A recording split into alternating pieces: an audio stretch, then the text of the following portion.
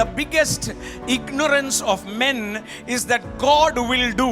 പലപ്പോഴും മനുഷ്യന്റെ ഒരു വലിയ അറിവില്ലായ്മ എന്താണെന്ന് വെച്ചാൽ മനുഷ്യൻ പറയും ദൈവം എല്ലാം ചെയ്തോളും. God has done everything in Christ on the cross. യേശു കർത്താവ് കാൽവരി ക്രൂശിൽ സകലതും ചെയ്തു കഴിഞ്ഞു. Now he wants your help. Obey the law, walk in the law, and with the help of the helper, the Holy Spirit, everything will be in position. എന്നാൽ ഇനി നമ്മൾ ചെയ്യേണ്ടത് പരിശുദ്ധാത്മാവിന്റെ സഹായത്തോടെ ആ നിയമം അനുസരിക്കുമ്പോൾ സകലതും അത് യഥാസ്ഥാനപ്പെടും. Don't say, why did God do this to me? പലപ്പോഴും നമ്മൾ ചോദിക്കുന്നത് ദൈവമേ എന്തുകൊണ്ട് ഇത് എനിക്ക് സംഭവിച്ചു, എന്തുകൊണ്ട് എന്നോട് ഇങ്ങനെ ചെയ്തു? No, God is not a respecter of people. ദൈവത്തിന് ആരെയും ഒരു പ്രത്യേകതയുമില്ല.